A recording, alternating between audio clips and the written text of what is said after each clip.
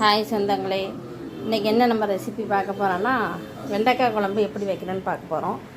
இந்த ஒரு பக்கம் நம்ம வந்துக்கிட்டு சாப்பாடு பண்ணியாச்சு, அது கஞ்சி வடிக்க வச்சுருக்குறோம். நெக்ஸ்ட் வந்துக்கிட்டு இப்போது வெண்டைக்காய் குழம்புக்கு என்னென்ன பண்ணலான்னு பார்க்கலாம், என்னென்ன தேவைன்னு பார்க்கலாம். வெண்டைக்காய் இருக்குது, அப்புறம் வெங்காயம் கட் பண்ணி வச்சுருக்கேன், கருவேப்பிலை, அப்புறம் மிக்ஸி ஜாரில் வந்துட்டு ஒரு 3 நல்ல பெரிய சைஸ் தக்காளி கட் பண்ணி வச்சுருக்கணும். கொஞ்சமாக ஊற்றினா போது நல்லா சூடாகிடுச்சு. நல்லா சூடானே என்ன பண்ணுங்கள், பெரிய வெங்காயம் சும்மா சின்னதாக ஒன்று கட் பண்ணி போட்டுக்கலாம். போட்டு நெக்ஸ்ட் வந்துட்டு கொஞ்சமாக கருவேப்பிலையை போட்டுருங்க.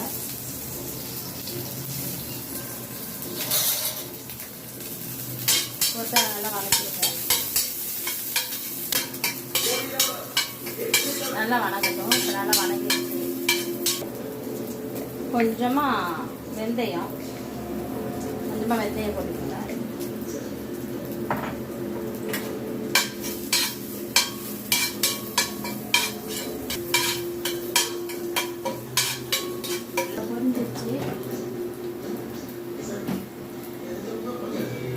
பொரிஞ்சோம். நெக்ஸ்ட் என்ன பண்ணணும், கொஞ்சமாக ஜீரகம் கொஞ்சமாக போட்டுக்கோங்க. ஆட் பண்ணக்கூடாது, ஜீரகம் போட்டாச்சு. ஜீரகம் கொஞ்சம் நல்லா வெடிச்சு வரட்டும்.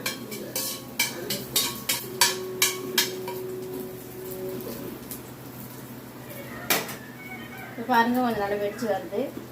அப்புறம் உங்கள் தேவைக்கு ஏற்ப சால்ட் போட்டுக்கோங்க.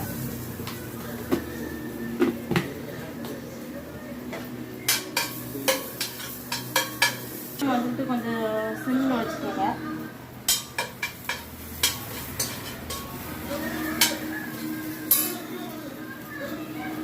வந்துட்டு கட் பண்ணுறதுக்கு இப்படி முழுசாகவே கட் பண்ணி போட்டுடணும்.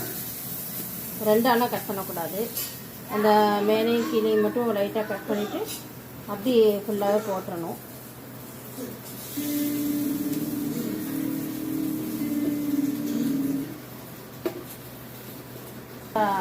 அந்த ஒரு மாதிரி ஜெல்லி மாதிரி வரும், அந்த மாதிரி வந்துடும்.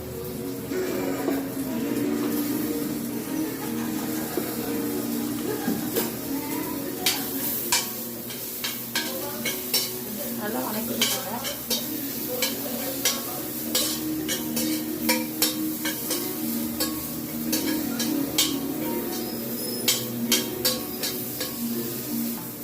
கொஞ்சம் லைட்டாக வணங்கிட்டு வரும். அந்த ஸ்டேஜில் என்ன பண்ணுங்கன்னா, 1 ஸ்பூன் சில்லி பவுடர் போடுங்க.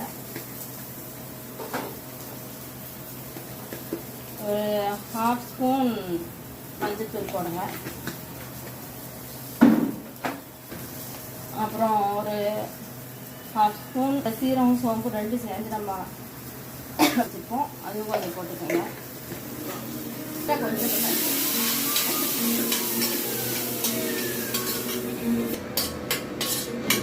வச்சுருக்கோம்ல தக்காளி, அதை அப்படியே சேர்த்துங்க.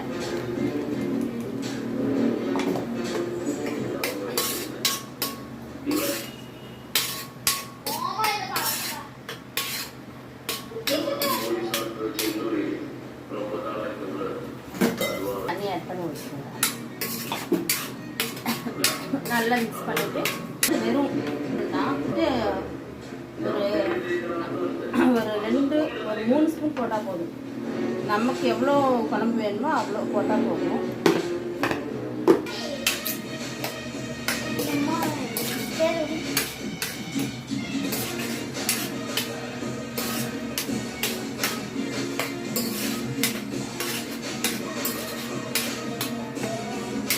போட்டாச்சு. அப்புறம் இதை க்ளோஸ் பண்ணிடலாம். கொஞ்சம் லைட்டாக அந்த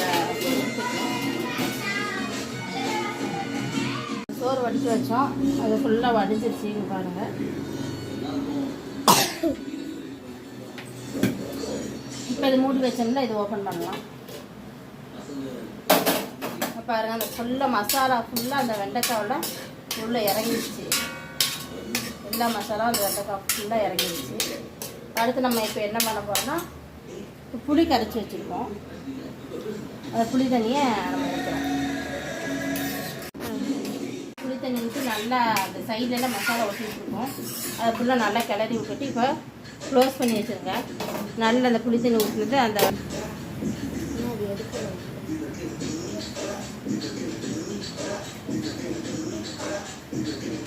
வாங்க கஞ்சி வடிச்சது பாருங்கள். இதில் வந்துட்டு கஞ்சி வடித்ததுக்கு மறுபடியும் வந்துட்டு ஸ்டவ்வில் வைக்க வேண்டியதில்லை. எல்லா தண்ணியுமே நல்லா வடிஞ்சிடும். அவ்வளோதான் முடிஞ்சது சாப்பாடு. அவ்வளோதான் ஃபினிஷ்ட் ஆகிடுச்சு. வெண்டைக்காய் குழம்பு பாருங்கள் நல்லா கொதி வந்துடுச்சு. இப்போ லாஸ்ட்டு ஸ்டேஜ் வந்துடுச்சு. தேங்காய் அரைச்சி வச்சுருக்கோம். தேங்காயில் சோம்பு போட்டுக்கணும். போட்டு நல்லா அரைச்சி வச்சுக்கணும். லைட்டாக கொதிச்சிருச்சு. லைட்டாக இது கொதிச்சோன்னா ஆஃப் ஆக்கிடணும். ரொம்ப கொதிக்க விடக்கூடாது. ஆஃப் ஆக்கியாச்சு. ஃப்ளேம் ஆஃப் ஆக்கிட்டு மல்லித்தலையை லைட்டாக போட்டுருங்க. அவ்வளோதான். இன்றைக்கி வெண்டைக்காய் புளிக்குழம்பு முடிச்சாச்சு. நெக்ஸ்ட் வீடியோவில் வேறு என்ன பண்ணலான்னு பார்த்துக்கலாம். இதுக்கு நல்லா சுட சுட ஒரு ஆம்லேட் போட்டுக்கிட்டா சூப்பராக இருக்கும். ஒயிட் ரைஸு வெண்டைக்காய் குழம்பு ஒரு ஆம்லேட் போட்டால் சூப்பராக இருக்கும். இன்றைக்கி லஞ்சு தான். நெக்ஸ்ட் வீடியோவில் பார்க்கலாம். பாய்.